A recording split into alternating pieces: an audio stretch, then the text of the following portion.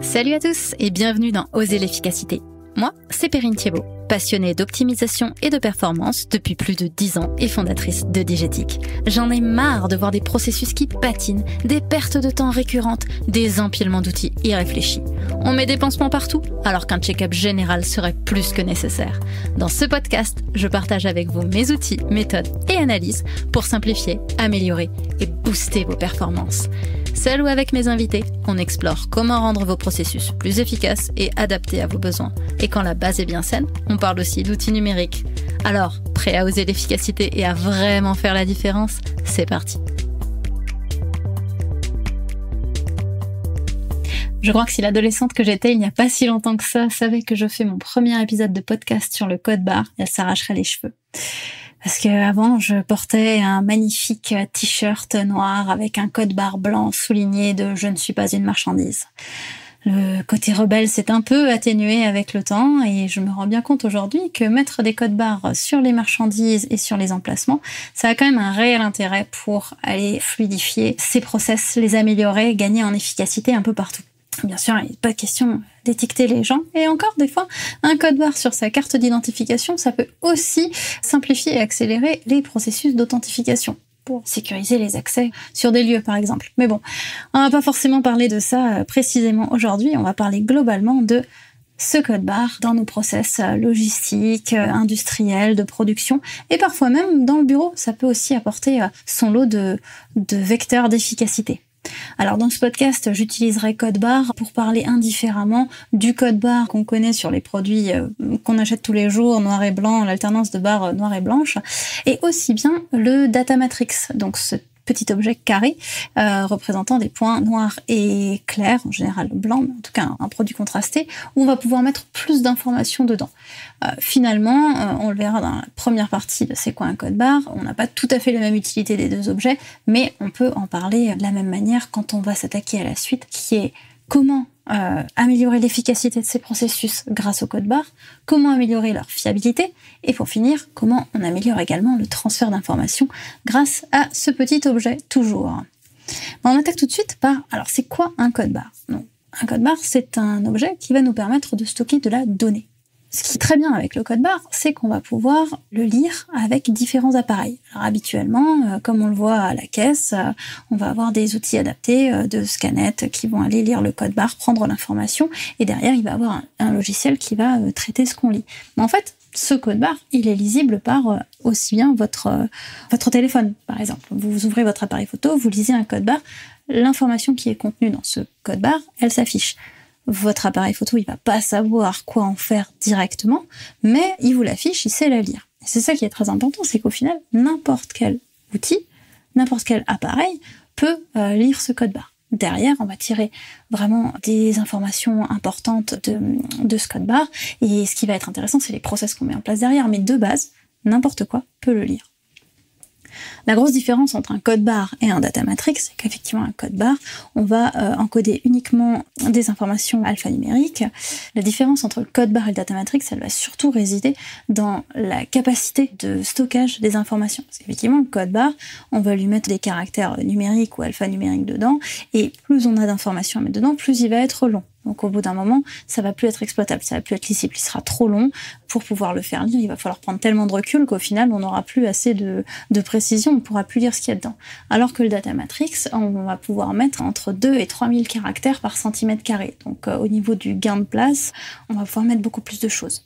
Il existe des standards pour aller stocker l'information, que ce soit dans les codes barres ou les data matrix, qui vont permettre à un code barre d'être lu partout, et quand on rencontre un certain enchaînement de caractères, dans ce code barre, on va savoir que l'information qui suit représente tel type de données.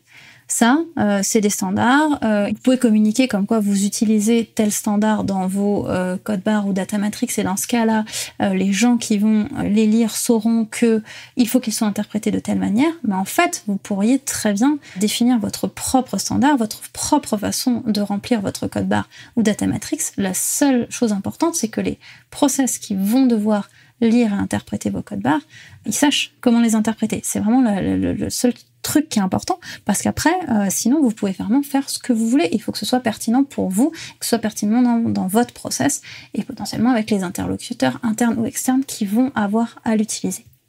On en reparlera d'ailleurs avec plus de précision dans la dernière partie qui est vraiment focalisée sur le passage d'informations via le code barre entre vous, qui allez potentiellement les émettre, et vos prestataires externes ou vos équipes internes.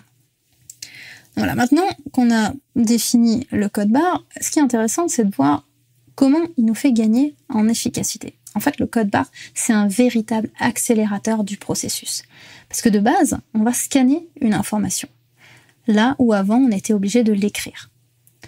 Donc, bien évidemment, je ne vais pas comparer avec un process papier-crayon parce que pour aller lire un code barre, l'interpréter, en faire quelque chose derrière, il va falloir qu'il y ait un process qui soit capable de le lire. Mais on peut comparer avec un process existant où la personne saisit tout à la main et le même process où on aura quelqu'un qui va scanner et qui va donc avoir son information directement affichée à l'écran.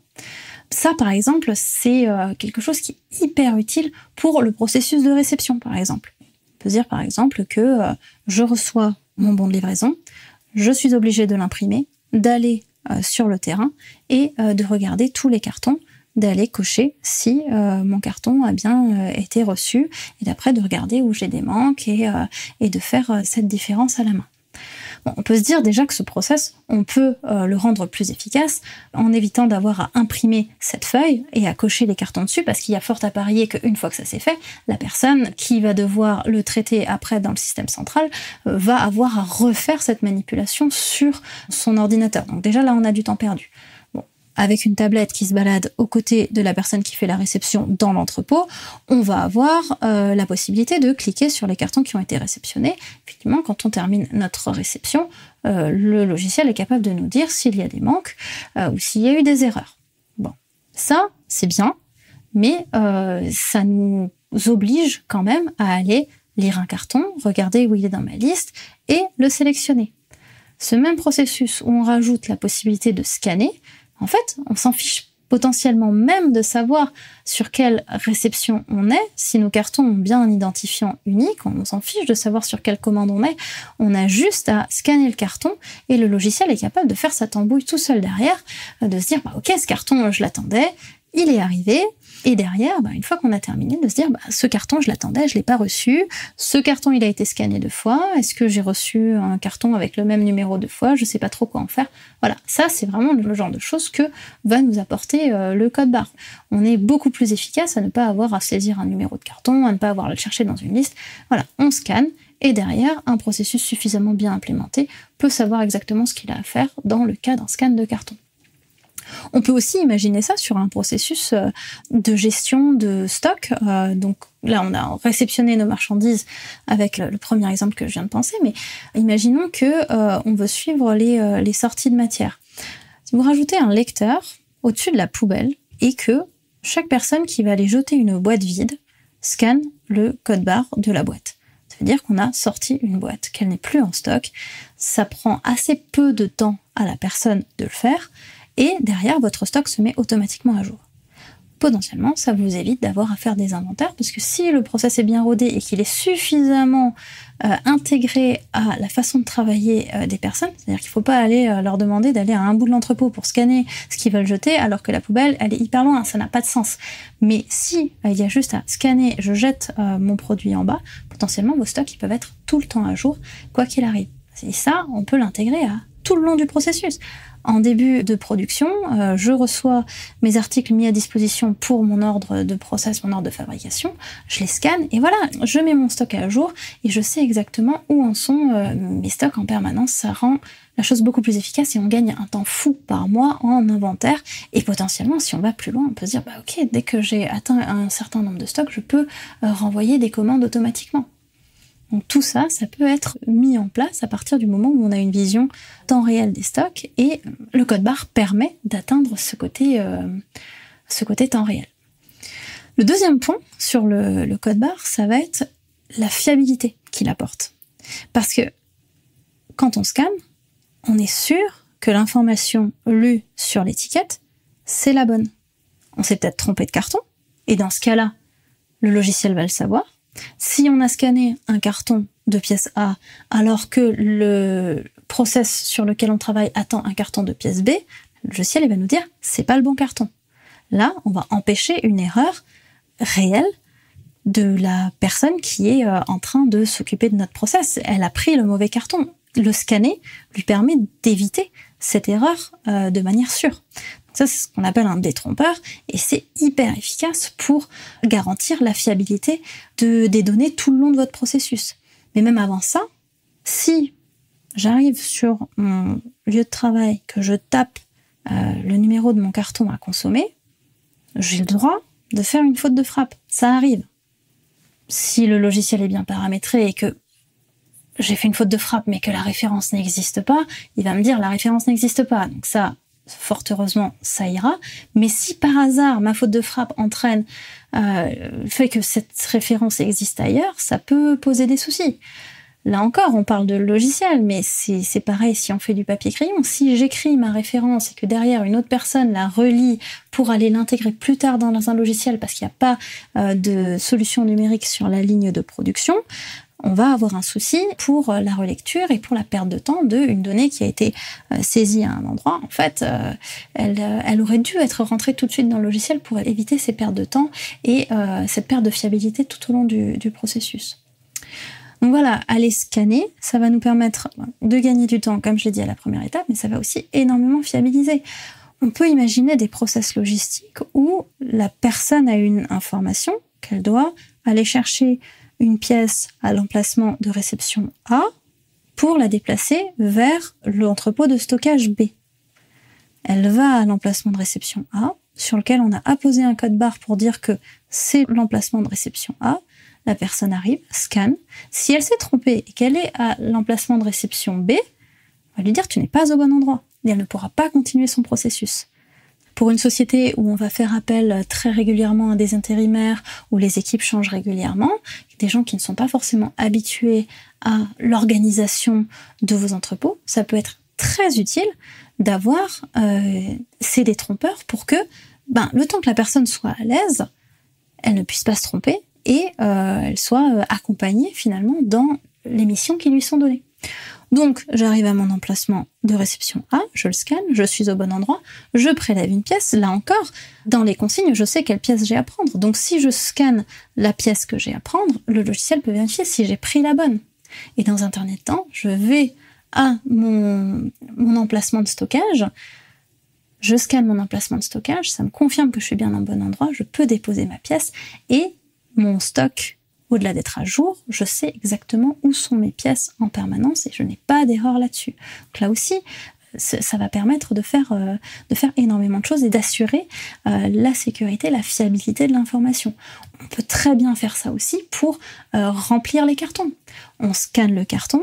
Ce carton, s'il a déjà été associé à un ordre de fabrication, je sais quelle pièce j'attends, ou alors je vais dire que la première pièce que je vais mettre dedans, je peux pas en avoir d'un autre type, donc à partir de ce moment-là, toutes les pièces que je vais scanner après la première, elles doivent être les mêmes que la première que j'ai mis dedans.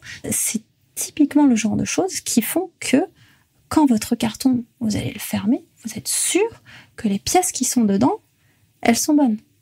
Après, c'est toujours possible de faire preuve de malveillance, mais là, vous allez vous éviter toutes les erreurs d'inattention et vous allez permettre d'augmenter considérablement la fiabilité de votre processus là-dessus. Troisième élément clé, c'est le passage d'informations. Parce que dans un code barre, comme j'ai dit tout à l'heure, il y a de l'information. Quand vous êtes en interne, si un code barre est à destination interne, souvent, une information, ça suffit. Vous le collez sur votre carton, vous mettez l'identifiant de votre carton. À chaque fois que l'identifiant du carton est scanné, votre logiciel sera en mesure de vous ramener les informations liées à ce carton. Parce que le logiciel le connaît. Mais admettons que votre carton sorte de l'usine. Dans ce cas-là, quand votre client le réceptionne, vous allez avoir envie qu'il sache ce qu'il y a dedans. Et que lui-même puisse améliorer ses processus en scannant les cartons que vous lui envoyez. Dans ce cas-là, sur votre étiquette, vous allez pouvoir mettre toutes les informations dont votre client a besoin, comme le numéro de carton, le type de pièce, le nombre de pièces qu'il y a dans le carton, tout ça, et d'autres informations que dont votre client peut avoir éventuellement besoin. Soit vous utilisez un standard, dont on a parlé tout à l'heure. Je ne vais pas rentrer dans les détails, mais je pourrais vous mettre en description un lien vers les différents standards de code barre. Soit vous utilisez un standard, soit vous vous êtes entendu entre vous sur un format de code barre. Alors, plusieurs choses, hein. Soit vous avez défini un séparateur qui va dire, dès que je rencontre ce séparateur, je sais que je change de données. Mes données sont toujours dans le même ordre, mon client le sait, donc quand il va scanner l'information, il saura comment la découper. Voilà. Le tout, c'est de se mettre d'accord sur la façon dont vous allez présenter les données, et ensuite elle est exploitable par tous.